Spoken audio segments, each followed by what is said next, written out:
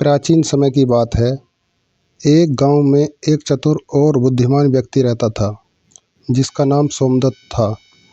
वह अपनी समझदारी और त्वरित बुद्धि के लिए दूर दूर तक प्रसिद्ध था। एक दिन यमराज ने भगवान के आदेश पर उसकी आत्मा लेने का निश्चय किया, क्योंकि सोमदत्त की उम्र पूरी हो चुकी थी। यमराज ने धरती पर आकर सोमदत्त को बुलाया और कहा, सोमदत्त, तुम्हारा समय पूरा हो गया है। अब तुम्हें मेरे साथ यमलोक चलना होगा। सोमदत्त, जो अपनी चतुराई के लिए जाना जाता था, समझ गया था कि यह यमराज है और वह उसे लेने आए हैं। उसने बिना घबराए बड़े आदर से यमराज से कहा, हे धर्मराज, मैं आपके साथ चलने के लिए तैयार हूँ, लेकिन क्या आप मुझे थोड़ी देर का समय देंगे ताकि मैं अपने परिवार और प्रियजनों से विदा ले सकूं। यमराज ने उसकी बात मान ली और उसे थोड़ी मोहलत दे दी, लेकिन सोमदत्त के मन में कुछ और ही योजना थी।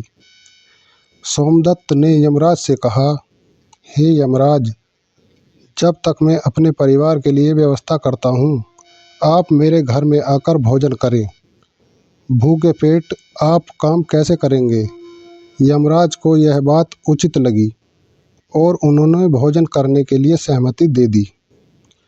सोमदत्त ने अपनी पत्नी से कहा कि वह यमराज के लिए विशेष पकवान बनाए।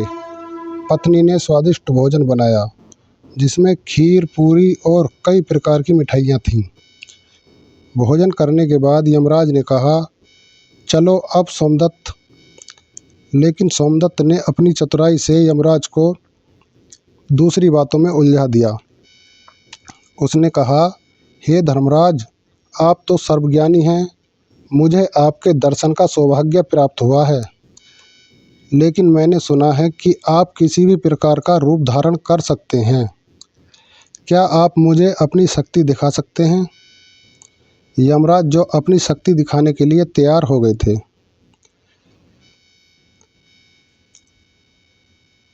यमराज ने कहा, तुम्हारा यह प्रश्न उचित है। मैं किसी भी रूप में बदल सकता हूँ। सोमदत्त ने विनम्रता से अनुरोध किया, अगर आप मुझे किसी छोटे जीव जैसे गाय या पक्षी के रूप में बदलकर दिखा दें तो मुझे बहुत खुशी होगी। यमराज ने अपने दिव्य शक्ति से एक छोटे पक्षी का रूप धारण कर लिया। जैसे ही यमराज पक्षी बने, सोमदत्त ने जल्दी से उन्हें एक पिंजरे में बंद कर दिया। यमराज अब समझ गए कि वे चतुराई में फंस गए हैं। पिंजरे में बंद यमराज ने कहा, सोमदत्त, यह तुमने क्या किया? मुझे इस पिंजरे से बाहर निकालो।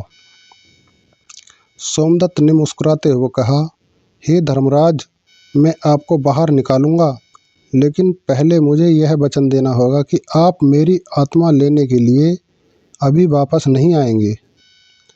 मुझे कुछ और वर्षों तक जीने दें।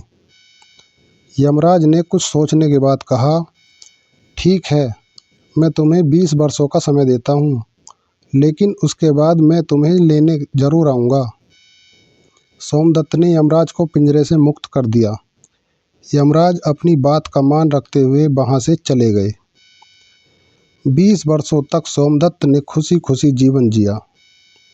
उसने अपने परिवार के लिए सब कुछ व्यवस्थित किया और अपनी चतुराई से गांव में और भी प्रसिद्ध हो गया।